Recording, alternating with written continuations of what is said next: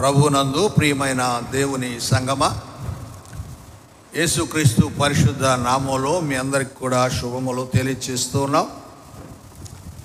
నిర్గమకాండములో నుండి మరొక సందేశం ఈరోజు విందాం. నిర్గమకాండము మనం చదువుకున్న లేఖన భాగంలో 9వ అధ్యాయము 8 నుంచి 12 వచనాల వరకు చదువుకున్నాం.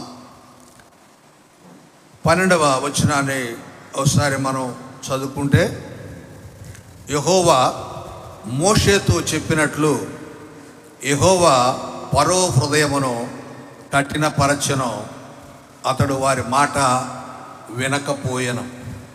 ఈరోజు దేవుని సందేశము ఏమిటంటే కఠిన హృదయము. కఠిన హృదయము. మామూలుగా ఇర్మియా భక్తుని ద్వారా, ప్రవక్త ద్వారా మనం విన్న మాట ఏంటంటే హృదయము మోసకరమైనది. 17వ అధ్యాయంలో మనం చూస్తాం. హృదయము మోసకరమైనది, ఘోరమైన వ్యాధి కలిగినది. అది పర్లా, అంతవరకు అయితే మోసకరమైనది అయితే పర్లేదు, ఘోరమైన వ్యాధి అయినదైతే పర్లేదు. కాబట్టి కఠిన హృదయము కాకూడదు. ఇక్కడ నిర్గమకాండంలో మనం గమనిస్తే 4వ అధ్యాయం నుండి 12వ అధ్యాయం వరకు దేవుడు మోషే ద్వారా ఇశ్రాయేలులను పాలు తేనెలు ప్రవహించు దేశమునకు నడిపిస్తున్నాడు. మార్గమధ్యంలో అరణ్యంలో దేవుణ్ణి ఆరాధించడానికి మోషేను నిర్ణయించాడు. మోషే, నువ్వు ప్రజలను తోడుకొని రా, మార్గమధ్యంలో అరణ్యంలో నన్ను వారు ఆరాధించాలి, నన్ను సేవించాలి అని చెప్పి తీసుకొని వస్తున్న సమయంలో, తీసుకురావడానికి ముందు ఐగుప్తు ఫరో రాజు వారిని వదిలిపెట్టాలి కదా. అందుకొరకు వారిని నష్టపరచడానికి ఐగుప్తు వారిని, ఎందుకంటే తన ప్రజలైన ఇశ్రాయేలులను బాధ పెడుతూ ఉన్నారు ఐగుప్తీయులు. కనుకనే ఐగుప్తీయులకు నష్టం కలుగుతూ ఇశ్రాయేలు విడిపించబడాలి. అలాగూ జరుగు ఆ విధానంలో ఫరో ఒప్పుకోకుండా ఉండడానికి, నేను మిమ్మల్ని పంపను అని ఆయన చెప్పాలి, మీ మాట నేను వినను అని చెప్పాలి. అలా చెప్పాలంటే దేవుడు ఫరో హృదయమును కఠినపరచాలి, ఫరో హృదయాన్ని కఠినం చేయాలి. 4వ అధ్యాయము 21వ వచనంలో దేవుడు తెలియపరిచిన మాట మనం చదివితే, అప్పుడు యెహోవా మోషేతో ఇట్లనెను, నీవు ఐగుప్తునందు తిరిగి చేరిన తర్వాత చేయుటకు నేను నీకు ఇచ్చిన మహత్కార్యములనియు ఫరో ఎదుట చేయవలన సుమి. అయితే నేను అతని హృదయమును కఠినపరచెదను, అతడు ఈ జనులను పోనీయడు. అంటే ఫరో ప్రజలను పోనీయకుండా ఉండాలంటే, అతడు ఈ మోషే అహరోనుల మాట వినకుండా ఉండాలంటే అతని హృదయము కఠినం అవ్వాలి. ఎవరు చేస్తారు అతని హృదయాన్ని కఠినం? దేవుడే అంటున్నాడు, నేను ఫరో హృదయాన్ని కఠినపరుస్తాను, అతను పోనీయడు. కానీ నీవేం చేయాలంటే, నేను చెప్పేవన్నీ మహత్కార్యాలన్నీ వారి ఎదుట చేయాలి. ఏం చేశాడు ఆయన? మహత్కార్యములు అంటే అద్భుత కార్యములు, అంటే ఆశ్చర్య కార్యాలు, సూచక కార్యాలు. 3 అద్భుత కార్యాలు ముఖ్యమైనవి. ఒకవేళ డీటెయిల్గా మనం చదివితే 10 తెగుళ్ళు ఉన్నాయి ఇందులో, 10 తెగుళ్ళు. ఒకసారి ఆ తెగుళ్ళు ఏమేమిటో చూద్దాం. 7వ అధ్యాయం 17వ వచనంలో, 7వ అధ్యాయం 17వ వచనంలో, యెహోవా ఆజ్ఞ ఏదనగా, నేను యెహోవానని దీన్ని బట్టి నీవు తెలుసుకుందువని యెహోవా చెప్పుచున్నాడు. ఇదిగో నా చేతిలో ఉన్న ఈ కర్రతో నేను నీటిని కొట్టుదును, అది రక్తముగా మార్చబడును, ఏటిలోని చేపలు చచ్చును, ఏరు కంపు కొట్టునో, ఏటి నీళ్లు త్రాగుటకు ఐగుప్తీయులు అసహ్యపడుదురు. అంటే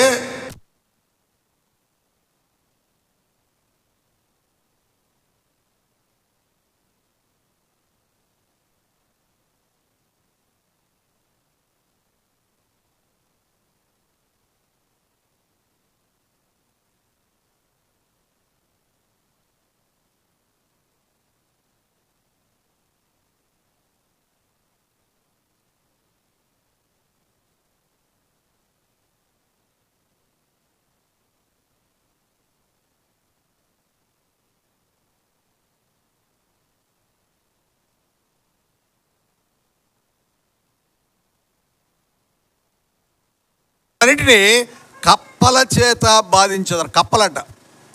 రెండోసారి దేవుడు ఏం చేస్తున్నాడంటే కప్పలను ఐగుప్తీయుల పైకి పంపిస్తున్నాడు. అవి వారిని బాధిస్తాయట. మూడవది మనం గమనిస్తే 8వ అధ్యాయంలోనే 17వ వచనం, అహరోను తన కర్రను పట్టుకొని చేయి చాపి ఆ దేశపు ధూళిని కొట్టినప్పుడు పేలు మనుషుల మీదనో జంతువుల మీదనో ఉండేది. పేలట. ధూళి మట్టిని ఇలా ఇలా చిమ్మితే జనాల పైన పేలు పడిపోతాయి. పేలు తెలుసా? పేలంటే తెలుసులే, చిన్నప్పటి నుండి మన తల నిండా అయ్యే కదా కదా. ఈ మధ్య నేను ఆన్లైన్లో ఏదో ఒక పులిపిర్లు పోవడానికి ఏదో ట్రీట్మెంట్ ఉందనంటే ఆన్లైన్లో బుక్ చేశా. కొట్టేటప్పుడు ఒకటి కొట్టపోయి దాని పక్కన కొట్టా. ఏమొచ్చిందంటే పేలు మందు వచ్చింది. పేలు మందు వస్తే అరే ఏందిరా ఇది, తీరా పైన మ్యాటర్ చదివితే అది పేలు మందు. ఏం చేయాలా, మనకే పేలు లేవు కదా. అడుగుతుంటే మావాడు అన్నాడు, డాడీ నా కూతురికి పేలు ఉన్నాయని. సరేరా ఇది ఉపయోగించు అని వాడికి చెప్తే వాడు తీసుకెళ్ళాడు. 3 రోజులు తలకు పట్టించాడట, పేలని చచ్చిపోయాట. అంటే ఎందుకు నేను ఈ మాట చెప్తున్నా అంటే మన తలలో 1, 2, 3 పేలు ఉంటేనే గందరగోళం ఉంటుంది. ఏమన్నా జిలా గీరుకోవాలనిపిస్తూ ఉంటుంది. ఇక నిద్రపోనేదు, రాత్రులంతా ఒకటే గీకుడు. సో ఇక్కడ ఊరంతటి మీద, జంతువుల మీద, అన్ని చోట్ల పేలట. ఇది మూడవది. నాలుగవది 21వ వచనంలో మనం చూస్తే ఈగల గుంపు. ఈగలట. మన ఇంట్లోకి 1 ఈగ 2 ఈగలు వచ్చి తిరుగుతూ ఉంటే మనకు చాలా ఇరిటేషన్ ఉంటుంది. ఇక్కడ అన్ని చోట్ల అందరిపైన ఈగలు వాళ్తూ ఉన్నాయట. ఈగల వల్ల ఈగల గుంపు. తర్వాత 5వది 9వ అధ్యాయం 5వది ఏంటంటే 9వ అధ్యాయంలో 3వ వచనం, ఇదిగో యెహోవా బాహుబలము పొలములో ఉన్న నీ పశువుల మీదకిని, నీ గుర్రముల మీదకిని, గాడిదల మీదకిని, ఒంటెల మీదకిని, ఎద్దుల మీదకిని, గొర్రెల మీదకిని వచ్చును. బాధకరమైన తెగులు. అంటే దేవుని యొక్క బాహుబలం అట. 5వది దేవుని యొక్క బాహుబలం వచ్చినప్పుడు తెగులు కలుగుద్దంట జనాలకి. అన్నిటికీ, గుర్రాల మీద, గాడిదల మీద, ఒంటెల మీద, పశువుల మీద, అన్నిటిపైన తెగులు, మనుషుల పైన తెగులు. తర్వాత 6వది 9వ వచనం, దద్దుర్లు. దద్దుర్లు మనకు దోమ కుడితే దద్దుర్లాగా వచ్చేసి గీరి గీరి గీరి పుండు పడిపోతాడు. దద్దుర్లు అంట విపరీతమైన. ఏమిటది అంటే 8వ వచనం అంటాడు, మీ పిడికిళ్ళ నిండా ఆవపు బుగ్గి తీసుకోండి, దాన్ని చలితే దద్దుర్లు వచ్చేస్తాయి. 7వది 18వ వచనంలో అక్కడే వడగండ్ల వర్షం. వడగండ్ల వర్షం. అలాగే 8వది 10వ అధ్యాయంలో 4వ వచనం మిడతలు. 9వది 10వ అధ్యాయం 22వ వచనంలో గాఢాంధకారం, చీకటి. 10వది చివరిది ఏంటంటే 12వ అధ్యాయంలో 29వ వచనం, అర్ధరాత్రి వేళ జరిగింది ఏమనగా సింహాసనం మీద కూర్చున్న ఫరో మొదలుకొని చెరసాలలో ఉన్న ఖైదీ యొక్క తొలి పిల్ల వరకు, ఐగుప్తు దేశం అందరి తొలి పిల్లలందరినీ, పశువుల తొలి పిల్లలన్నింటినీ యెహోవా హతము చేసిన. చివరికి ఏంటంటే ఈ తెగుళ్ళన్నీ అయిపోయాక 10వ తెగులు ఏంటంటే మొదటి సంతానం. ప్రతి ఇంట్లో మొదట పుట్టినోడు, అమ్మాయి కానీ అబ్బాయి కానీ, పశువులు కానీ జంతువులు కానీ పక్షులు కానీ ఏదైనా చచ్చిపోవాలి. అంటే ఈ 10 తెగుళ్ళ చేత దేవుడు మహత్కార్యములు చేసి ఇశ్రాయేలుని ఐగుప్తు నుండి విడిపించాలనే ప్రయత్నం. అయితే ఎందుకు దేవుడే కఠినపరుస్తున్నాడు ఆయన హృదయాన్ని అంటే ఐగుప్తీయులు నష్టపడాలి. ఎందుకంటే తన ప్రజలను ఎవరు కష్టపెట్టారో వారు నష్టపోవాలి. చాలామంది అనుకుంటారు ఇప్పుడు సమాజంలో జరుగుతున్న విధానం ఎలా ఉందంటే క్రైస్తవులని, సేవని, యేసు ప్రభుని అవమానిస్తున్నారు, హింసిస్తున్నారు, నిందిస్తున్నారు. దానికోసం మన వాళ్ళు ధర్నాలు చేయాలి, స్ట్రైకులు చేయాలి, ఏమేమో చేయాలి అంటూ ఉన్నారు. యుద్ధము యెహోవాదే. హల్లెలూయా. యుద్ధము యెహోవాదే. దేవుడే చేస్తాడు యుద్ధం. మనం ప్రయాసపడి అక్కర్లేదు. మనల్ని వాడుకుంటాడు దేవుడు. కనుక ఒకవేళ దేవునికి విరోధంగా ఎవరు మాట్లాడినా, దేవునికి విరోధంగా ఎవరు ఉన్నా, దేవుని ప్రజలను ఎవరు అసహించుకున్నా, అవమానించినా, బాధించినా దేవుడు ఊరుకోడు. సేవకులు ఎందుకు తగ్గి ఉంటున్నారు? సేవకులు ఎందుకు అన్నిటిని ఓర్చుకుని వెళ్తున్నారు? మీరేదో పొడుగయ్యి సేవకులు పొట్టేని కాదు, మీరేదో గొప్పోళ్ళయి సేవకులు తక్కువ అని కాదు. అందరికంటే సేవకులు గొప్పోళ్ళే. ఎందుకంటే దేవుని ప్రతినిధులు.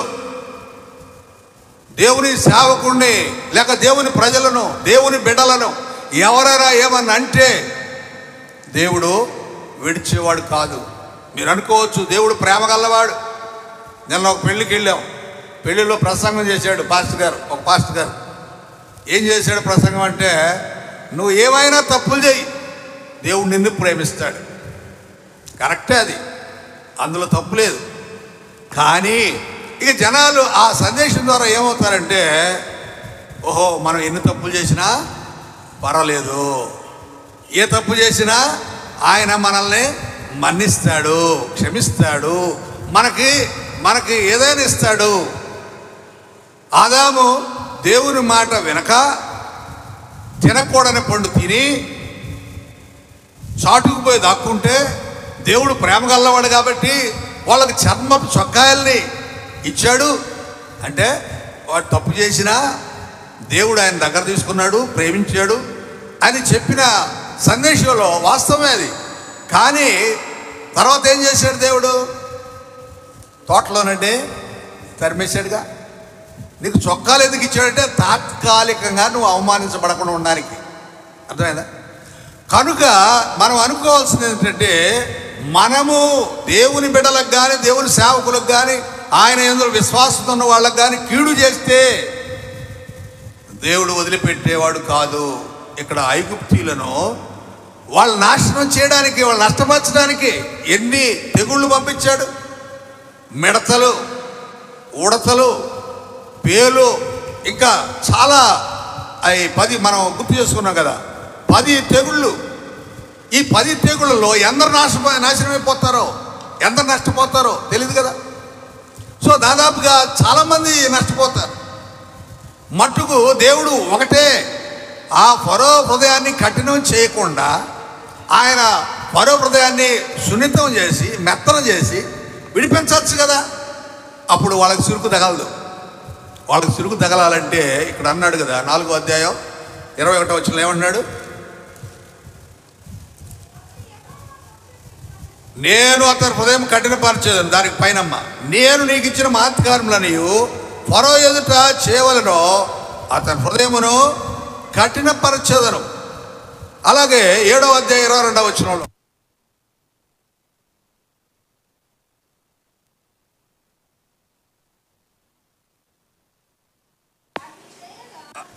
యెహోవా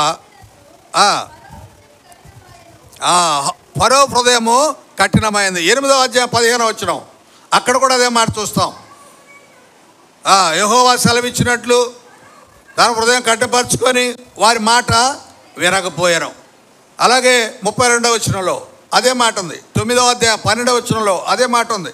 అలాగే 9:35లో అదే మాట ఉంది. అలాగే 10:20లో అదే మాట ఉంది.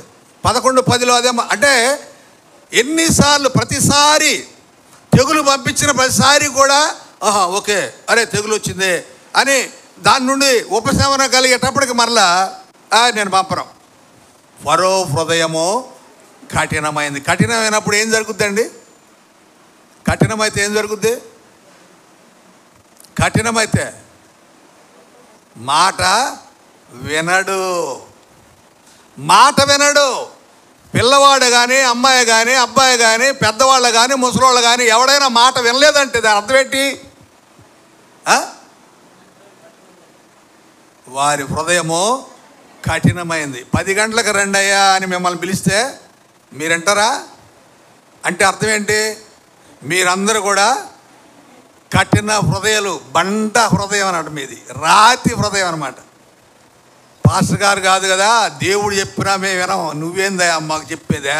మేము 11కి వస్తాం, 12కి వస్తాం, 1 గంటకు వస్తాం, నువ్వెవడు అసలు మాట్లాడడానికి కదా?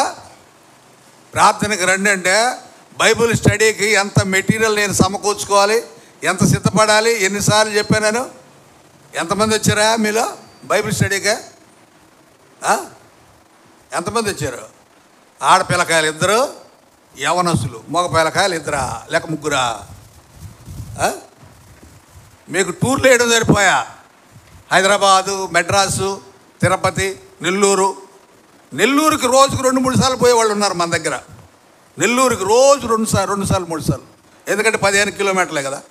మరి ఇది ఎంత దూరం అయ్యా? మీ ఇంటికాడ నుండి చర్చ ఎంత దూరం?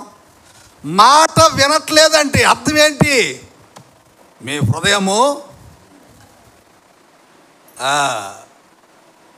కఠినమైంది. ఎవరు చేశారు మీ హృదయాన్ని కఠినం? దేవుడే. ఎందుకు చేశాడు? మీరు నష్టపోవడానికి. హల్లెలూయా చెప్పచ్చా? హల్లెలూయా. ఎందుకంటే మీరే కదా కఠినం చేసుకుంది, మీరే కఠినం చేయించుకుంది, మీరే మాట వినంది, మీరే. మీకు నష్టం కలగాల్సిందే. హల్లెలూయా వద్దా? గమనించండి ప్రియమైన వాళ్ళారా, ఈ దేవుడు ఫరో హృదయాన్ని కఠినం చేయడానికి కారణం ఏంటంటే ఫరోని ఐగుప్తులు నష్టం చేయడానికే. ఒకవేళ మనము మాట వినడం లేదు అంటే, మన హృదయం కఠినమైంది అంటే, మన హృదయాన్ని కఠినపరిచింది దేవుడే అయితే, ఎందుకంటే మనం నాశనం కావడానికి. మరి దేవుడు కదా నాశనం చేస్తాడా? చేయడు కదా. మరి ఎలా అంటే నువ్వు తెలుసుకోవాలి కదా. ఇప్పుడు సౌలుగా ఉన్నాడు పౌలు. దేవుని సేవ చేయకముందు సౌలు ఆయన పేరు. ఆయన ఏం చేశాడు?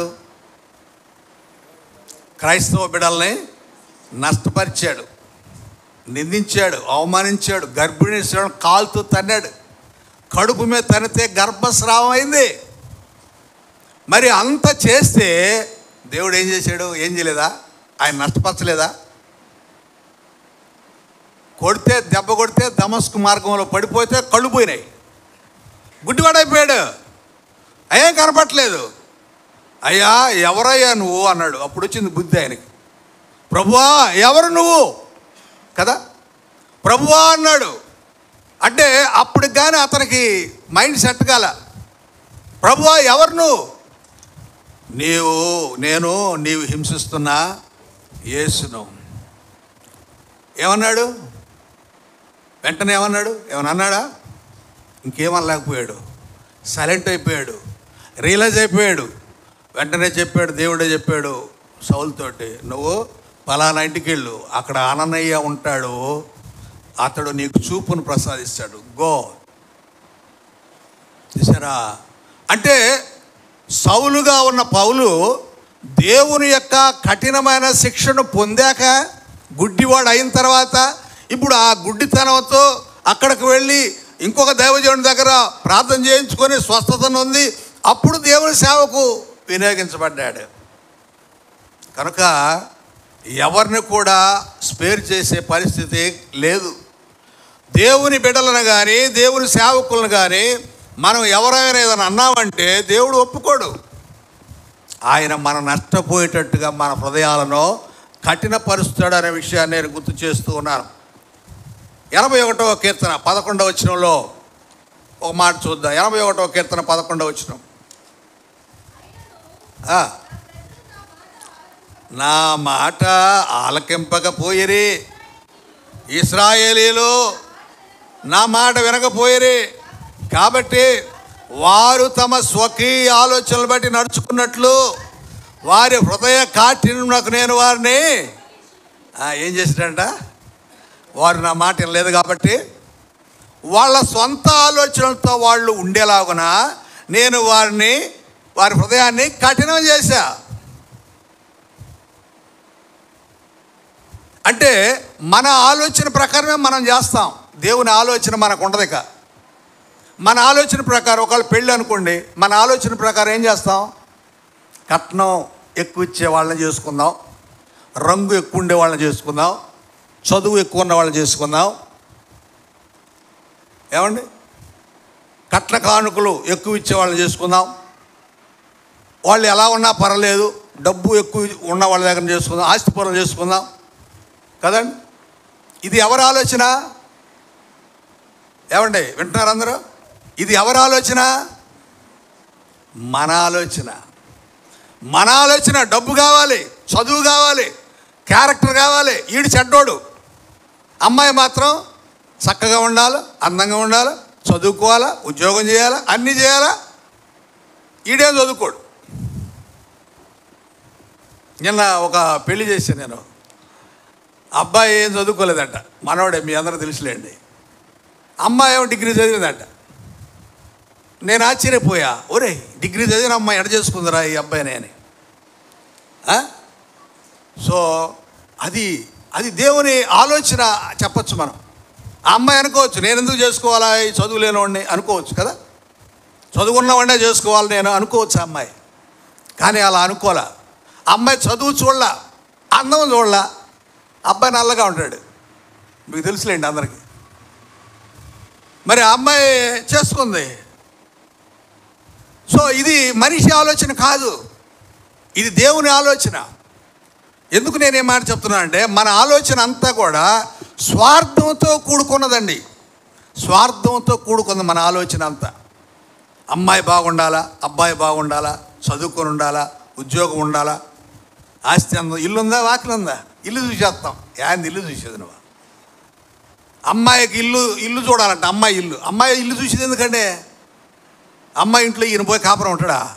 ఎప్పుడన్నా పోతే అత్తగారింటికి ఒక పూట, అంతే కదా, ఒక పూట కదా. పోయిన రోజు చికెన్ పెడతారు, రెండో రోజు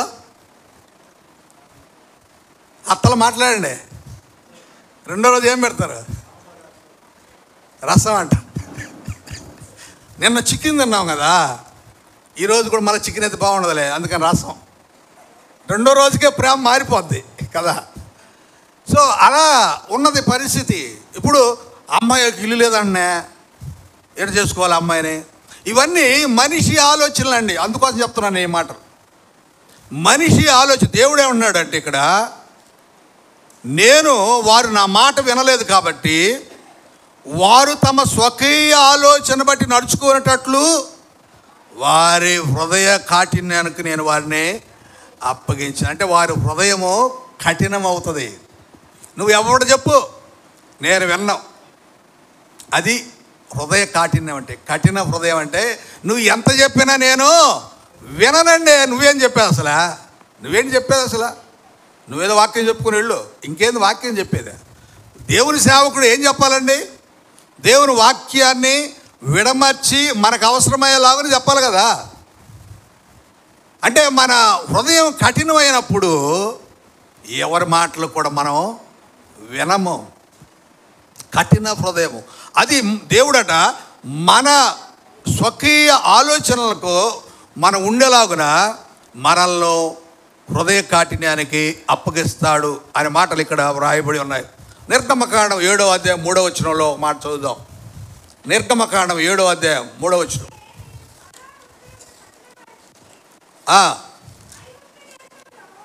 ఐగుప్తు దేశంలో మహత్కార్యమును విస్తరింపజేసేదను. ఫరో మీ మాట వినడు కానీ నా చెయ్యి ఐగుప్తు మీద వేసి గొప్ప తీర్పుల చేత నా సేనలను, ఇశ్రాయేలు నా ప్రజలను ఐగుప్తు దేశంలో వెలుపలకు రప్పించదను.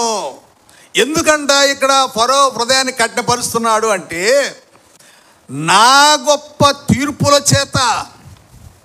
అంటే ఐగుప్తు ప్రాంతాన్ని, ఐగుప్తీయులను నా తీర్పుల చేత నష్టపరిచి నిన్ను బయటకు తీసుకొస్తా.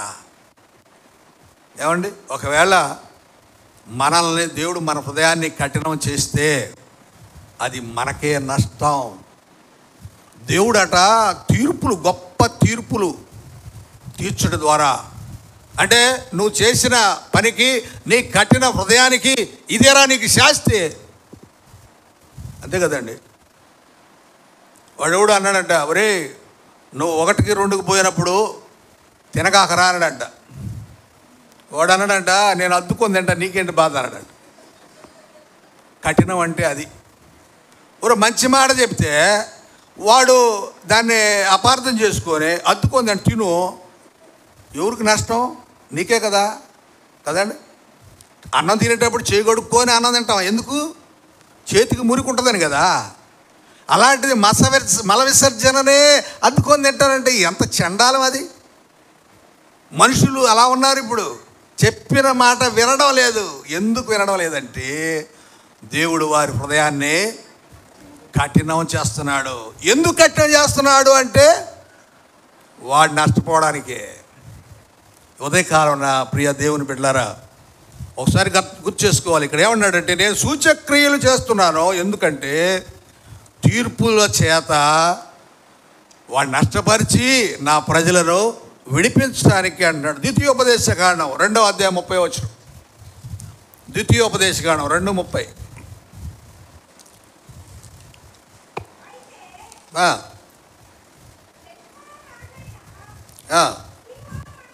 హెష్బోను రాజు అయిన సీహోను మల్లను తన దేశ మార్గమును వెళ్ళనిచ్చుటకు సమ్మతింపలేదు. నేడు జరిగినట్లు నీ చేతి కాదని అప్పగించుటకు నీ దేవుడని యెహోవా అతని మనసును కఠినపరచి అతని హృదయమునకు తెగుంపు కలుగ చేశాను.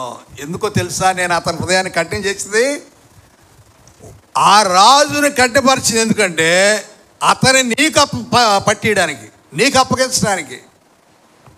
అంటే ఒకవేళ మనము మాట వినక కఠిన హృదయం కలిగిన వాళ్ళం అయితే మన శత్రువుల చేతికి మనల్ని దేవుడు అప్పగిస్తాడు. ఇశ్రాయేలులు అనేక సార్లు ఫిలిష్తీయుల చేతికి, అలాగే శత్రువుల చేతికి అప్పగించబడ్డారు. ఎందుకు? దేవుడు నా ప్రజలు అనుకున్నాడు కదా. ఇక్కడ ఐగుప్తీయుల నుండి ధన ప్రజలు విడిపించడానికి ప్రయత్నం చేస్తున్నాడు కదా. తర్వాత వారు మాట వినని కారణాన, వారు కఠిన హృదయాలైన కారణాన తిరిగి మరలా ఫిలిష్తీయులకు అప్పగించాడు దేవుడు. కనుక ఇక్కడ వ్రాయబడిన మాటను బట్టి మనం గమనించాల్సింది ఏంటంటే, నేను వారికి అప్పగిస్తాను నిన్ను మళ్ళా, ఎందుకంటే నువ్వు నా మాట వినకపోతే. ప్రియమైన దేవుని సంగమా, మన హృదయము కఠినపరచబడకుండా మనం చూసుకోవాలంటే ఆయన మాట మనము వినాలి. ఆయన చెప్పింది మనం చేయాలి. కూర్చో అంటే కూర్చుంటాం, లే అంటే లేస్తాం, పాడమంటే పాడతాం, వెళ్ళమంటే వెళతాం. మరి వాక్యాన్ని అనుసరించమంటే ఎందుకు అనుసరించలేకపోతున్నాం? వాక్యానికి విధేయులు కమ్మంటే ఎందుకు విధేయులు కాలేకపోతున్నాం? అంటే మన హృదయము ఆల్రెడీ కఠినపరచబడింది అనే విషయాన్ని మనం గుర్తు చేసుకోవాల్సింది. ఏప్రిల్కు రాసిన పత్రిక 6వ అధ్యాయం 4 నుండి కొన్ని మాటలు చూస్తే,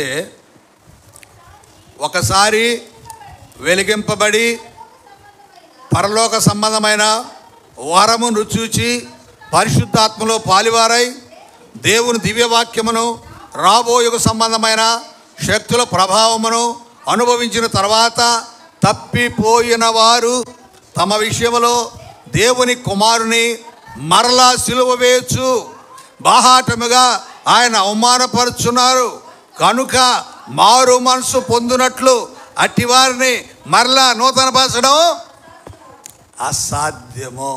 అంటే ఒకసారి భక్తిలోకి వచ్చి పరలోక అనుభవాన్ని రుచి చూచి వెలుగు జీవితాన్ని జీవించి మరలా తప్పిపోతే, మరలా దేవునికి విరోధంగా నడిస్తే, మరలా మీ హృదయాన్ని కఠినపరుచుకుంటే, మరలా దేవునికి మీరు లోబడకుండా ఉంటే ఏం జరుగుతుందంట? వారు యేసు ప్రభువును సిలువ వేస్తున్నారట, యేసు ప్రభువుని అవమానపరుస్తున్నారట. అలాంటి వాళ్ళని మళ్ళా మారండ్రా అని చెప్పడం అసాధ్యం. మార్పు చెందండి అని చెప్పడం వ్యర్థం. మరి జరుగుతుంది అదే కదా. ఇప్పుడు సంఘాల్లో, మందిరాల్లో ప్రతి ఆదివారం వాక్యం ఏమిటి? మన మార్పు కోసమే కదా, మనం మారాలనే కదా. మరి ఎన్నిసార్లు దేవుని వాక్యానికి లోబడుతున్నారు? ఎంతమంది దేవుని అనుసరిస్తున్నారు? ఇక్కడ అన్నాడు నూతన పరచుట అసాధ్యమట. కారణం ఏమిటి అంటే వారి హృదయము కఠినమైపోయింది. దానికి అలవాటు పడిపోయారు. అలవాటైపోయి దేవుని దగ్గర రావడం మానేశారు. ఒకవేళ ఇస్తే కూడా వచ్చిన వాళ్ళు కొంతమంది నిద్రపోతాం, కొంతమంది ఊరకు బయటికి లోపలికి తిరగడం. ఏమండి, ఎందుకంటే ఊరకు బయటికి లోపలికి తిరిగేదే నాకు తెలియక అడుగుతాను. ఎందుకు బయటికి లోపలికి తిరుగుతారు జనాలు చర్చికి వస్తే? చర్చి అంటే ఏమనుకుంటున్నారు మీరు? మీ ఇల్లు అనుకుంటున్నారా? ఏమనుకుంటున్నారు? మందిరానికి వస్తే స్వామి కార్యం స్వకార్యం చేసుకుందామనా? మందిరానికి వచ్చి ఎందుకంటే దేవుణ్ణి ఆరాధించడానికి. హల్లెలూయా. దేవుణ్ణి ఆరాధించడానికే మందిరానికి వచ్చేది, అటు ఇటు తిరగడానికి కాదు, నీ ఇష్టం ప్రకారం నడవడానికి కాదు, నీ ఇష్టం ప్రకారం మాట్లాడుకోవడానికి కాదు. కొంతమంది ఉన్నారు పెద్దగా మాట్లాడేస్తారు, తెలియక కాదు, అంతే. ఇది ఇల్లు అనుకుంటున్నారు, మందిరం అనుకోవట్లా. మందిరం అంటే మర్యాద, భక్తి, విశ్వాసం, ప్రార్థన, ఆరాధన అది ఉండాలి. వచ్చిన కాడిని మాట్లాడుకుంటూ ఉండడం, బయటికి వెళ్ళడం, లోపలికి రావడం. చూసారా? అంటే ఏంటి అర్థం? దేవుణ్ణి మనం అవమానపరుస్తున్నాం. దేవుడు అంటే మనకు లెక్కలేదు. అదే సీఎం చంద్రబాబు నాయుడు ఇక్కడ కూర్చొని ఉన్నాడు అనుకోండి, వెళ్తాం బయటికే? ఏమండి ప్రసాద్ గారు, వెళ్తావా? సమస్య లేదు, వెళ్ళాం. ఎందుకు వెళ్తాం? మరి కొంతమంది షుగర్ ఉండేవాళ్ళు 10 గంటలకు వచ్చి కూర్చొని 1 గంట దాకా చర్చిలో ఉంటారే, వాళ్ళకి రావా ఏవే 1-2 షుగర్ ఉండేవాళ్ళు అండి? ఊరక వాష్రూమ్ పోయి రావాలి కదా షుగర్ ఉండేవాళ్ళు. మరి వాళ్ళు 3 గంటలు 4 గంటలు కూర్చుంటారేడా? కొందరు ఎందుకు కూర్చోలేక 4 సార్లు పోస్తారు బయటికి. అంటే ఇవన్నీ కూడా మనం అర్థం చేసుకోవడానికి దేవుడు మనతో మాట్లాడుతున్నాడు. ఒకసారి వెలిగింపబడి పరలోక అనుభవాన్ని రుచి చూచిన తర్వాత మరలా నీవు తప్పిపోతే నిన్ను మార్చడం అసాధ్యము. ఎందుకైతే అనవసరం కదా. ఇక ప్రసంగాలు ఇవన్నీ వేస్ట్ కదా. మేము ఇంతేనండి, మేము మారమండి. ప్రియా దేవుని సంగమా, ఈ మాటలు మనం గుర్తు చేసుకోవాలి. రోమీయులకు రాసిన పత్రిక 2వ అధ్యాయం 5వ వచనం. రోమా 2:5. నీ కాఠిన్యమును మార్పు పొంద నీ హృదయమును అనుసరించి ఉగ్ర దినమందు, అనగా దేవుని న్యాయమైన తీర్పు బయలుపరచబడి దినమందు నీకు నీవే. ఏంటంటే దీని అర్థం? నీ కాఠిన్యము, నీ కఠినం, నీ మార్పు పొంద నీ హృదయం. ఉగ్ర దినం ఉంది అంటే మన నష్టపోయే దినం, కష్టం కలిగే దినం. ఆ దినానంట దేవుని న్యాయమైన తీర్పు బయలుపరచబడు దినాన ఉగ్రత నీకు నీవే తెచ్చుకుంటావు. నీకు నీవే తెచ్చుకుంటావు. నష్టం నీకు నీవే చేసుకుంటున్నావు. ఉదాహరణకి సిగరెట్ తాగాడు అనుకోండి, ఏమవుద్ది? సిగరెట్, బీడి, చుట్ట, లంగ్స్ పాడైపోతాయి, హార్ట్ బీట్ తగ్గిపోద్ది, రక్త ప్రసరణ, గుండెకు వెళ్ళే రక్త ప్రసరణ సరిగా జరగదు. తద్వారా ఏం జరుగుద్ది? హార్ట్ అటాక్ వస్తుంది, సస్తావు. ఆ చావు ఎవరు తెచ్చుకున్నారు? దేవుడిచ్చాడా? ఏమండి, దేవుడు చంపాడా అంటారుగా. అమ్మ దేవుడు తీసుకెళ్ళిపోయాడండి, దేవుడు తీసుకెళ్ళిపోయాడంట. ఎందుకు? ఆయనకి ఏం అవసరం? ఆయనకి మనం అవసరం ఆ దేవునికే. దేవుడు తీసుకెళ్ళిపోయాడండి. వాడు సిగరెట్ తాగి లేక మందు తాగి వాడు తెస్తే దేవుడు తీసుకెళ్ళాడట. అంటే వాడు ఆల్కహాల్ సేవించడం ద్వారా వాళ్ళ ఉగ్రత వాళ్ళే తెచ్చుకుంటున్నారు. వాళ్ళు స్మోక్ చేయడం వల్ల వాళ్ళ ఉగ్రత వాళ్ళే తెచ్చుకుంటున్నారు. వాళ్ళు వ్యభిచారం చేయడం వల్ల వాళ్ళ మరణం వాళ్ళే తెచ్చుకుంటున్నారు. అవునా కాదండి? చెప్పండి. ఇప్పుడు నేను అరిచి ప్రసంగం చేస్తున్నాను, తర్వాత అలసట నాకా మీకా? ఏమండి, నాకే కదా అలసట. సరే, నేను దేవుని వాక్యమే కాబట్టి చెప్తుంది, ఆయన నాకు అలసట రాని కూడా చేస్తాడు. ఒకళ్ళు వచ్చినా మళ్ళా సెట్ చేస్తాడు. అదే శారీరక సంబంధమైన రోగాలు వచ్చేటువంటి వ్యవహారాలు మనం చేస్తే మన మరణాన్ని మనమే కొని తెచ్చుకుంటున్నాం. అదే ఇక్కడ అంటాడు. ఏమంటున్నాడు? రోమిలకు రాసిన పత్రిక 2:5లో, నీ కాఠిన్యము మార్పు పొందని హృదయమును అనుసరించి దేవుని న్యాయమైన తీర్పు బయలుపరచబడి దినమందు నీకు నీవే ఉగ్రతను సమకూర్చుకుంటావు. ప్రియా దేవుని సంగమా, నువ్వు ఏం చేస్తున్నావో, నీవు ఏ అలవాటు కలిగి ఉన్నావో, ఏ చెడు మనసు నీకుందో, ద్వేషం ఉందా, అసూయ ఉందా, వ్యసనం ఉందా, కుళ్ళు ఉందా, కుచితం ఉందా, అయితే దాని ద్వారా నష్టపోయేది నువ్వే. నాకేం కాదు. చాలామంది అన్నారు, నేను అనుకోకుండా 2 కార్లు కొనాల్సి వచ్చింది. అంటే ఒకటి ఉండగా 2 కొనాల్సి వచ్చింది. చాలామంది అన్నారు, ఒక ఆయనే అన్నాడు, పెద్ద ఆయన, పాస్టర్ గారు నీకెందుకు 2 కార్లు అన్నాడు. అంటే ఎందుకు అన్నాడు అన్నమాట. ఉంటే నష్టం ఏంటి? ఆయనకేంటి నష్టం? ఈఎంఐలు కట్టుకుంది నేను, పెట్రోల్ పోసుకుంది నేను, తోలుకుంది నేను, నీకేంటి నష్టం? ఏమండి, అవునా కాదా?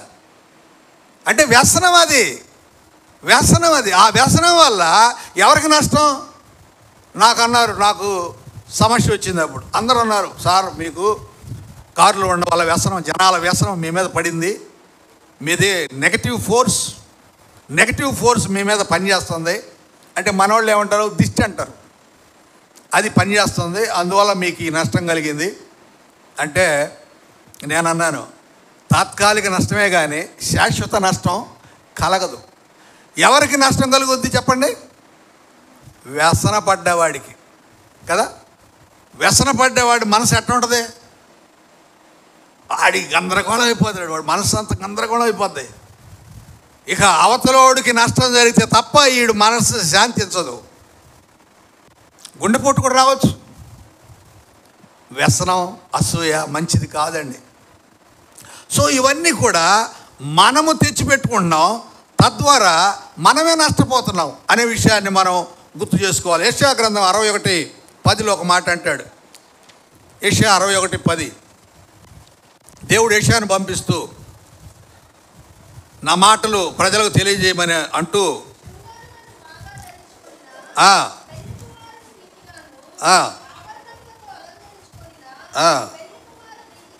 మొదటి వచ్చినవమ్మా.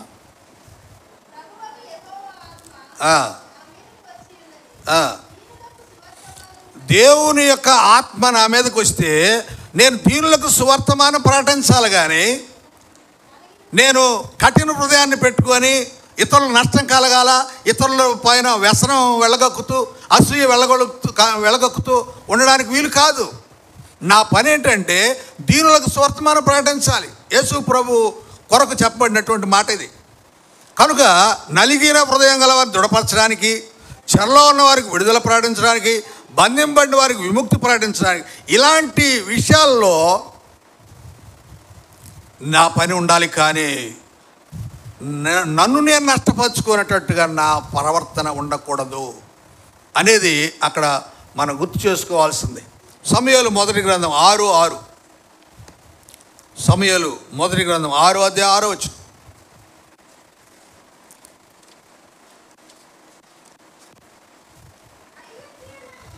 ఐగుప్తీయులను ఫరో తన హృదయములను కఠినపరుచుకున్నట్లు మీ హృదయములను మీరెందుకు కఠినపరుచుకుందరు?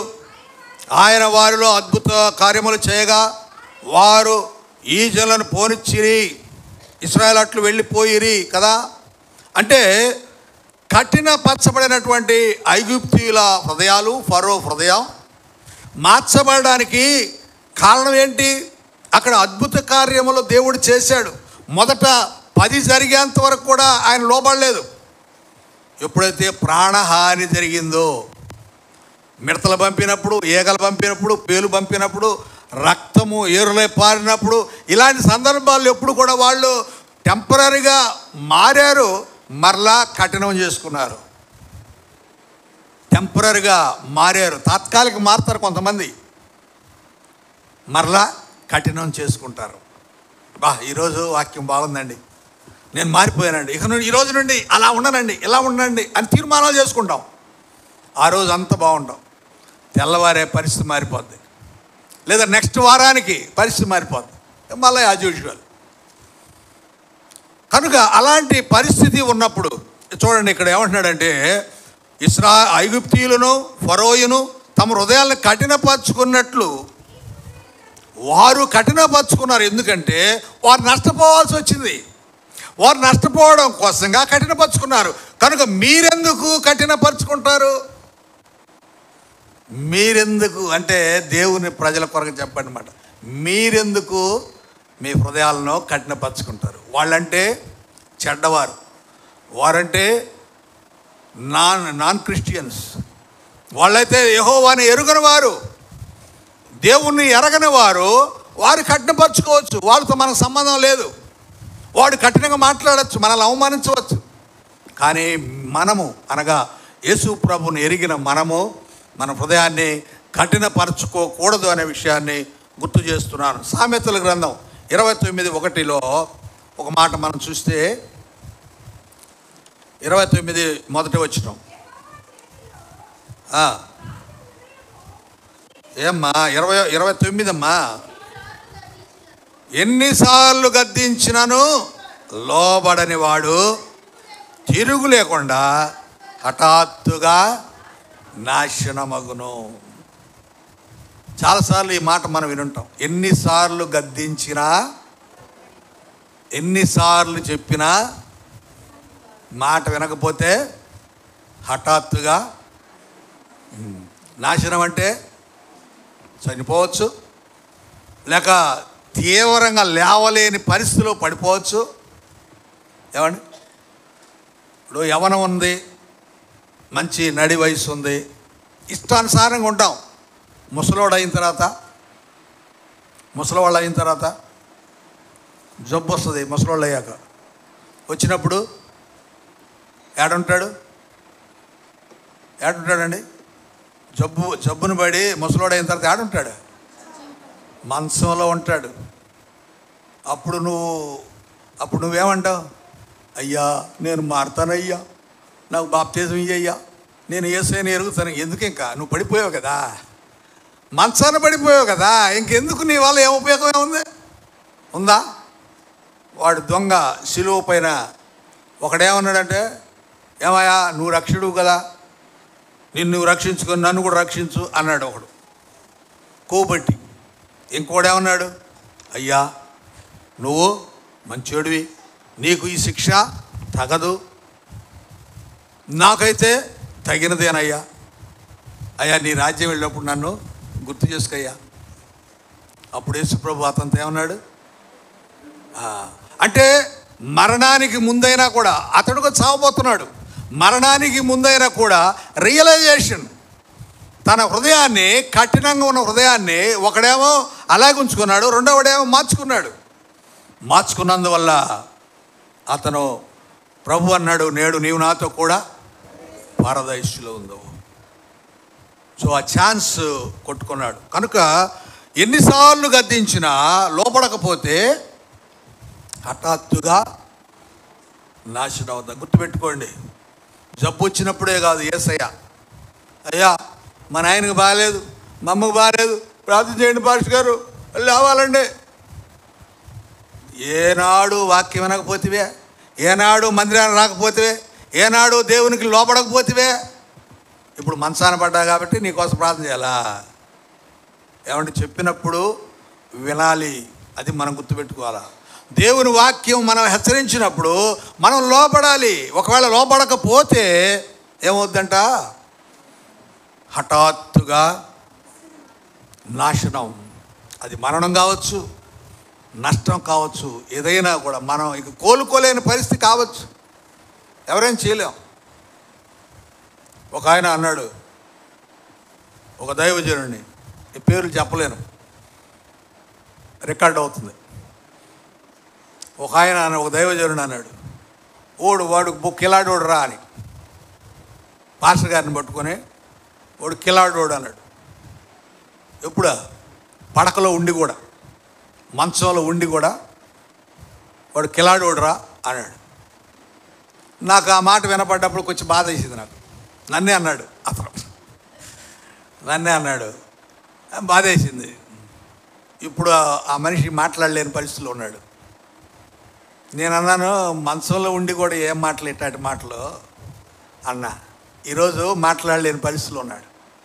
ఎందుకు నేను మాటలు చెప్తున్నానంటే, నీకు శక్తి ఉన్నప్పుడు, బలం ఉన్నప్పుడు, నీకు ఆరోగ్యం బాగున్నప్పుడు నువ్వు విర్రవీగి లోబడిన పరిస్థితిలో ఉంటే హఠాత్తుగా నష్టపోతావు. అది మనం గుర్తు చేసుకోవాల్సిన సారాంశం. చూడండి, దానియేలు గ్రంథం 5వ అధ్యాయం 20వ వచనంలో అలాంటి ఒక సాక్ష్యాన్ని మనం ఎడచూస్తాం. దానియేలు 2:5-20. దానియేలు 5వ అధ్యాయం 20వ వచనం. నెబుకద్నెజరు విషయం అయ్యాడు వ్రాయబడింది. అయితే అతడు మనస్సును అతిశయించి బలాత్కారం చేయుటకు అతని హృదయమును కఠినము చేసుకొనగా దేవుడు అతని ప్రభుత్వమును అతని యొద్దను తీసివేసి అతని ఘనతను పోగొట్టెను. అప్పుడు అతడు మానవుల యొద్దను తరుముబడి పశువులంటే మనసు గలవాడాయను. మహోన్నతులకు దేవుని మానవుల రాజ్యంలో ఏలుచు ఎవరిని ఇవన్నీ అవసరం లేక అక్కడ గుర్తు చేసుకోవాల్సిందంటే, నెబుకద్నెజరు రాజు అతని దేవుడు ఏర్పాటు చేసి అతనికి ఘనతనిచ్చి రాజ్యాలనిచ్చి పాలించమని అప్పగిస్తే ఆయన అతిశయించి గర్వించి దేవుడు ఏమిట్లే అని అనుకొని, అలాగే ఆయన కుమారుడు బెల్షస్సరు ఇలాగు చేసి దేవుని ఆలయ సంబంధమైన పరికరాలను తాగడానికి ఉపయోగించి వ్యక్తుల ద్వారా ఈ బంగారంతో వెండితో తయారు చేసిన విగ్రహాలను పూజిస్తూ దేవతలను తలుచుకుంటూ ఇవన్నీ చెప్తూ బెల్షస్సరు ఉన్నప్పుడు దేవుని సేవకుడు దేవుని ద్వారా చెప్పిన మాటలు ఇవి. మీ తండ్రి నెబుకద్నెజరు అతడికి దేవుడు అన్ని వస్తువులు ఏర్పాటు చేస్తే అతడు గర్వించాడు. ఆఖరికి ఏమాడంట, తన హృదయాన్ని కఠినం చేసుకున్నప్పుడు దేవుడు అతని యొద్ద నుండి అతని ఆ పాలనను తీసివేశాడు, ఘనతను తీసివేశాడు. ఆఖరికి పశువుల వంటి మనసు అయింది వాడికి. పశువు మనం దాన్ని పోతా ఉంటే పశువు అడ్డం వస్తుంది. ఏం చేయాలి దాన్ని మనం? హే హే హే అని ఎంత తరిమినా అది పోదు. అది పోయేంత నెమ్మదిగా అడుగులు వేసుకుని పోతూ ఉంటాం. మనం అంటాం ఆ తోలేవాడిని, ఏమా తోలవా పక్క అంటాం. వాడు ఎందుకు తోలుతాడు, వాడు పట్టుకోడు గమ్మున వెళ్తూ ఉంటాడు. ఇక మనం ఏం చేయాలా, అది ఆ బర్రె కానీ దున్న కానీ అది పక్కకు పోయిందాకా వెయిట్ చేసి తర్వాత ఎలా చూసారా? అలాంటి మనసు గలవాడయ్యాడంట మీ నాన్న నెబుకద్నెజరు. నువ్వు కూడా అదే పని చేస్తున్నావు, పోతావు అని చెప్పాడు. పోయాడు. ఆ రాత్రే కల్దీయుల చేతిలో హతమయ్యాడు బెల్షస్సరు. ప్రియమైన వారలారా గమనించండి, దేవుడిచ్చినటువంటి అవకాశాన్ని, దేవుడిచ్చిన ధన్యతని మనం ఉపయోగించుకోవాలి. ఉపయోగించుకోకుండా, లోబడకుండా మనం తిరుగుబాటు ధోరణితో జీవిస్తూ దేవుణ్ణి నెగ్లెక్ట్ చేస్తే, రాతి హృదయముగా మన హృదయాన్ని ఉంచుకుంటే మనకు నష్టమే కానీ లాభం లేదు అనే సత్యాన్ని ప్రభు పేర గుర్తు చేస్తున్నాను. సమూయేలు మొదటి గ్రంథం 2వ అధ్యాయం 25వ వచనంలో దేవుని సేవకుని సంతాన విషయంలో దేవుడు తెలియజేస్తున్న మాట. సమూయేలు మొదటి గ్రంథం 2వ అధ్యాయం 25వ వచనం. నరునికి నరుడు తప్పు చేసినడలా దేవుడు విమర్శ చేయను, కానీ ఎవరైనా యెహోవా విషయంలో పాపం చేసినడలా వాని కొరకు ఎవడు విజ్ఞాపన చేయను.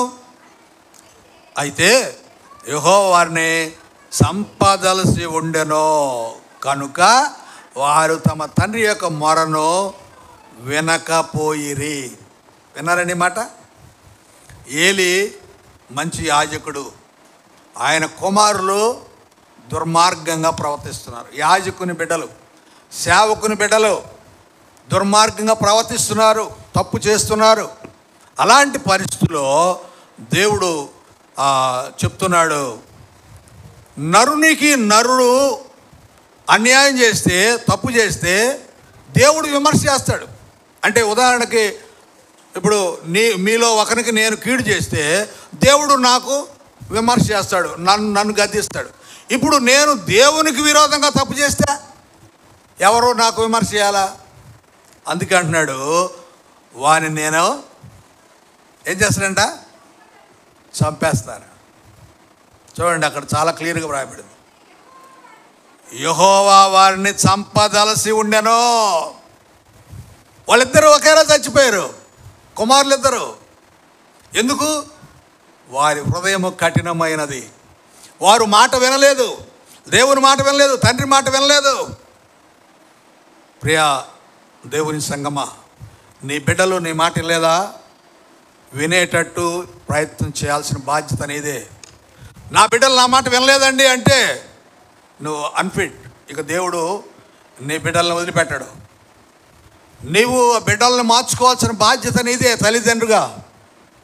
నా మాట వినట్లేదండి, కొట్టు, కట్టేసి కొట్టు, ఏ ఇబ్బంది లేదు. వాడు మాట వినాలి, వాడు చదువుకోవాలి, వాడు క్రమశిక్షణ ఉండాలి, వాడు భక్తిగా ఉండాలి, మందిరానికి రావాలి, ప్రార్థనకు రావాలి. ఇవన్నీ నేర్పు నీవు. వాడా పెరిగాడు, పెద్దోడయ్యాడయ్యా, వాడు ఇప్పుడు మాట వినట్లేదు. 15 ఏళ్ళు వచ్చినాయి, 16 ఏళ్ళు వచ్చినాయి, వాడు మాట వినట్లేదు. మాట వినకపోతే నష్టపోయేది ఎవరు? వాళ్ళే. నీ బిడ్డే నష్టపోయేది. నువ్వు అనుకోవచ్చు నా మాట వినలేదు, నీ మాట వినకపోతే నష్టపోయేది వాడే.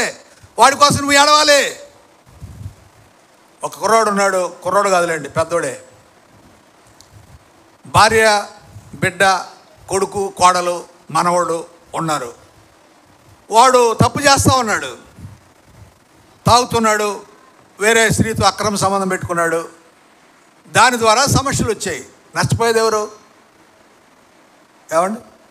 ఎవరు నష్టపోతారు? కొడుకు, కోడలు, మనవాళ్ళు ఇంట్లో పెట్టుకొని వీడు తప్పు చేస్తూ ఉంటే, తాగుతూ ఉంటే, వ్యభిచారం చేస్తుంటే వాడు కర్ర తీసుకొని కొట్టాడు ఒకడు. ఎందుకు కొట్టాడు? నువ్వు వాడిని తిట్టావు. నువ్వెందుకు తిట్టావు? నువ్వు తాగావు.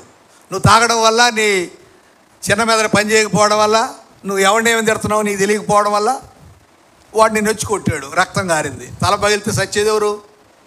నువ్వేగా. అంటే వివరణాత్మకంగా తెలియజేస్తున్న మాటది.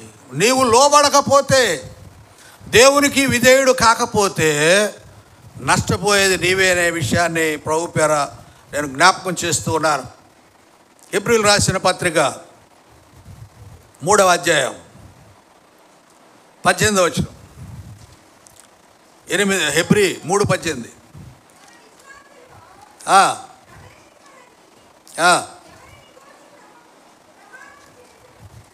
ఎవరిని గురించి ప్రమాణం చేస్తున్నానో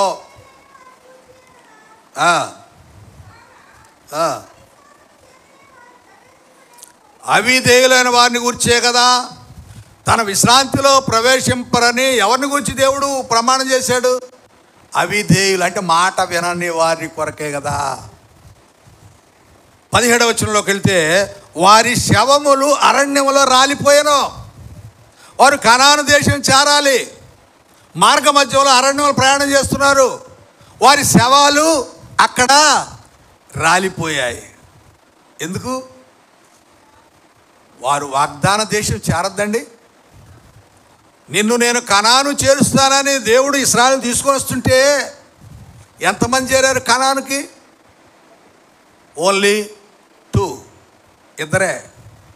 6 లక్షల మంది బయలుదేరారండి. 6 లక్షల మంది బయలుదేరితే కనాను చేరడానికి మధ్యలో మిగిలిన వాళ్ళందరూ కూడా రాలిపోయారు.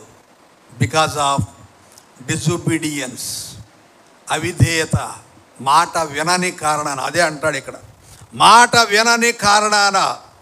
అలాగే 8వ వచనం చూస్తే అక్కడే 3వ అధ్యాయం 8వ వచనంలో, మీరు ఆయన శబ్దం వినిడల్లా అరణ్యములో శోధన దినమందు కోపం పుట్టించినప్పటి వలె మీ హృదయములను కఠినపరచు కొనకుడి. మీ హృదయాలను కఠినపరచుకోవద్దు. ఒకవేళ కఠినపరచుకుంటే అరణ్యంలో రాలిపోయినట్లే ఇప్పుడు కూడా రాలిపోతారు. భయపడమని చెప్పడం లేదండి, జాగ్రత్త పడమని చెప్తున్నాం. భయపడే అవసరం లేదు, జాగ్రత్త పడితే చాలు. దేవుని మాటలకు లోబడితే చాలు. ఈ విషయాలను మనం గ్రహించాల్సి ఉన్నది అనే విషయాన్ని గుర్తు చేస్తున్నాను. ఆ చివరిగా ఒక మాట చదివి ముగిస్తాను. 95వ కీర్తన 8వ వచనం. 95వ కీర్తన 8వ వచనం. అరణ్యమందు మీరు కఠినపరచుకున్నట్లు, మస్సాదినమందు మీరు కఠినపరచుకున్నట్లు మీ హృదయములను కఠినపరచుకోవద్దు. దయచేసి మై హంబుల్ రిక్వెస్ట్, మిమ్మలను బ్రతిమలాడుతున్న విషయం ఏంటంటే మీ హృదయాలను కఠినపరచుకోవద్దు. మీ హృదయాలను దేవుడు కఠినపరిచేటట్లు చేసుకోవద్దు. మీరు ఆయనకు లోబడుతూ ఉంటే, దేవుని మాటను వింటుంటే, దేవుని వాక్యానుసారం నడుస్తూ ఉంటే, మీ హృదయాలను మీ ఇష్టానుసారంగా ఆలోచించేటట్టు చేయడు దేవుడు. దేవునికే దాన్ని అప్పగిస్తాం. అయ్యా నీ ఇష్టం, నీ చిత్తం. ఏ కార్యక్రమం విషయంలోనైనా మీ చిత్తం అయ్యా. మా బిడ్డకి ఎలాంటి సంబంధం రావాలో మీ చిత్తమయ్యా. నా కుమారుడు నా కుమార్తె ఏం చేయాలో మీ చిత్తమయ్యా. మనం ఏం చేస్తాం? నా కొడుకు డాక్టర్ కావాలా, నా కూతురు డాక్టర్ కావాలా? మా పాస్టర్ అమ్మ అంటలే, ఇప్పటికీ అంటది, ఒరే నేను డాక్టర్ని ఇంజనీర్ చేద్దాం అనుకున్నాను, ఇద్దరినే మీరు కాలేదురా, నీ కూతురునైనా చేయరా, నీ కొడుకునైనా చేయరా. మనం అది చేసేదే ఏమండి? మనం చేస్తే అవుతుందా? ఇప్పుడు డాక్టర్ అవ్వాలంటే కోచింగ్లు తీసుకున్నా కూడా సీట్లు రావట్లే. ఎంబీబీఎస్ సీట్లు కోచింగ్లు తీసుకొని ఎంత కన్ఫామ్ వస్తుంది అనుకుంటే, మొన్న మా పిల్లకాయలు ఇద్దరు ఉన్నారు, కన్ఫామ్గా వస్తుంది అన్నారు, రాలా. ఏమిరంటే ఏదో మార్క్స్ ఏదో కొంచెం తగ్గినట్టు ఉన్నాయి అని అంటున్నారు. ఈ ఏదేదో కారణం, దేవుని ఏర్పాటు ఉంటే అవుతుంది అది. ఏదైనా మనం అనుకుంటే అవ్వదు. నేను కావాల్సింది ఎట్లా? ఒకవేళ దేవునికి లోబడి ఉంటే ఖచ్చితంగా దేవుడు చేస్తాడు. దేవునికి లోబడి అయ్యా నేను ఇలా అనుకుంటాను, మీ చిత్తం అయితే అని అంటే, ఒకవేళ దేవుని చిత్తం అయితే అది జరుగుద్ది. మనం దేవుణ్ణి పక్కన పెట్టేసి ఆయన మాట వినకుండా ఇలా జరగాల మన సొంత స్వకీయ ఆలోచనలను బట్టి మనం ఆలోచన చేస్తే అది జరగదు. దానికి ఒకటే ఉదాహరణ, మన రవీంద్ర బాబు గారు పెద్ద తలుపు పెట్టాలనే ఆశపడ్డారు. వాళ్ళే ఫ్యామిలీ ప్రజెంట్ చేయాలన్నారు. నేనేమన్నానంటే, అయ్యా ఒక అడుగు ముందుకు జరిపి పెట్టండి, తలుపులు బాగుంటుంది, కొద్దిగా ఆలయం పెరుగుద్ది అన్నాను. సార్ అన్నాడు, అంత డబ్బులు మన కళ్ళు లేవండి అన్నాడు.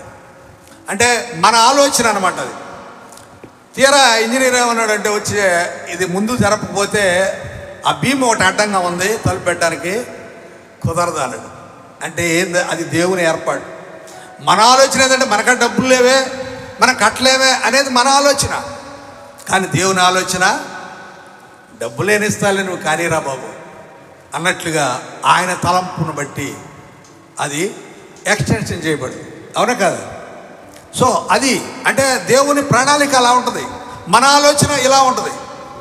మన ఆలోచన బట్టి ఇంత డబ్బుల నేను ఎంబీబీఎస్ చదివించలేనే అనుకోవచ్చు మనం. కానీ దేవుడు ఏర్పాటు చేసి ఎంబీబీఎస్ చదివించగలచ్చు కదా. ఆయనకు అసాధ్యం ఏమీ లేదు కదా. కనుక ఈ మాటలు మనం గుర్తు చేసుకుందాం. మన ఆలోచన కాదు, దేవుని ఆలోచనకి ప్రాధాన్యత ఇద్దాం. దేవుడు మనలను తనకు లోబడే వారుగా ఉంచుకోవాలనే ఆయన ఇష్టపడతాడు. దేవుడు తలగా ఉంటే ఆయన శరీరంలో భాగంగా మనం ఉండాల్సి ఉంది అన్నప్పుడు, ఇప్పుడు ఈ చెయ్యి ఉంది, ఈ చెయ్యి నాది, ఈ చెయ్యి నా మాట వినాలా వినదా? ఈ చెయ్యి నా మాట వినకపోతే ఈ చెయ్యిని నేనేం చేస్తాను? నరికేస్తాను, అంతే కదా. నా చెయ్యి నా మాట వినకపోతే నా చేతి నరికేస్తా, నా కాలు నా మాట వినకపోతే నా కాలు నరికేస్తా, అంతే కదా. నాకు ఉపయోగపడదాన్ని నేను తీసేస్తా. దేవుడు తలగా ఉన్నప్పుడు, శరీర భాగాలుగా మనం ఉన్నప్పుడు, మనము ఆయనకు ఉపయోగపడకపోతే, ఆయనకు లోపడకపోతే, ఆయన చెప్పినట్టు చేయకపోతే మన శరీర అవయవాలు ఉండవు. కనుక వాక్యాన్ని ముగిస్తున్నాను. మనము హృదయాన్ని కఠినపరచుకోకూడదు. కఠినపరిచేటట్టుగా, దేవుడు కఠినపరిచేటట్టుగా మనము అవిధేయులుగా ఉండకూడదు. ఈ విషయాలు మనం గుర్తు చేసుకొని, మనకు కష్టం కలిగినప్పుడు, నష్టం కలిగినప్పుడు ఇది దేవుని ద్వారా జరిగిందేమో అనే భయము మనకు కలిగినప్పుడు మన దేవునికి లోబడాల్సిన బాధ్యత ఉందనే విషయాన్ని గుర్తు చేస్తూ వాక్యాన్ని ముగిస్తున్న దేవుడు వాక్యాన్ని దీవించునుగాక. ప్రార్థన చేస్తుందా? జీవం గల మా తండ్రి, పరిశుద్ధుడా, మీకు వందనాలు, స్తోత్రాలు ప్రభా. నీవు గొప్ప దేవుడివయ్యా, మా తలగా ఉన్న దేవుడివయ్యా, నీవు మాకు యజమానివయ్యా, నీవు మాకు తండ్రివయ్యా, నీవు మమ్మల్ని సృష్టించిన దేవుడివయ్యా, సృష్టికర్తవయ్యా, రక్షించిన వాడవయ్యా. మీ మాటకు మేము లోబడాలి, మీరు చెప్పినట్లు మేము వినాలి. ఒకవేళ వినకపోతే మా హృదయము కఠినపరచబడుతుంది. మా స్వకీయ ఆలోచనలను బట్టి మా ఇష్టానుసారంగా మేము నడవడానికి ఇష్టపడతాం. తద్వారా రాలిపోయే జీవితాలు అవుతాయి, మరి నష్టపడే జీవితాలు అవుతాయి, హఠాత్తుగా నాశనమయ్యే జీవితాలు అవుతాయి. ఈరోజు మమ్మల్ని హెచ్చరించినందుకు వందనాలు ప్రభా. నీ చిత్తములో ఏముందో అదే మా జీవితంలో మేము నెరవేర్చుకోవడానికి సహాయం చేయండి నాయన. మేము మీకు లోబడినప్పుడు మా హృదయం కఠినపరచబడుతుంది అని మీరు నేర్పించారయ్యా. కనుక మేము మా హృదయాన్ని కఠినపరచుకోకుండా మీకు లోబడే బిడ్డలుగా ఉంటున్నాం. ఆశీర్వదించమని ఇశ్రాయేలు ప్రజలను ఐగుప్తీయుల నుండి విడిపించడానికి ఫరో హృదయాన్ని కఠినపరిచావు. ఐగుప్తీయుల హృదయాలు కఠినపరచబడ్డాయి, తద్వారా నష్టపడింది వాళ్ళే. కనుక ఒకవేళ మా హృదయం కఠినపరచబడితే నష్టపోయేది మేమేనే సత్యాన్ని అర్థం చేసుకొని మా కఠిన హృదయాన్ని, రాతి హృదయాన్ని మాంసపు హృదయంగా మీరు చేస్తామన్నారు. కాబట్టి మీకు లోబడి మా జీవితాలు ఉంచుకునే అవకాశం దయచేయమని మీకు మహిమ ఘనత చెల్లిస్తూ, మాకు మాంసపు హృదయాన్ని దయచేస్తున్నందుకు వందనాలు చెల్లిస్తూ యేసు ప్రభు నామమున వేడుచున్నాం తండ్రి. ఆమేన్.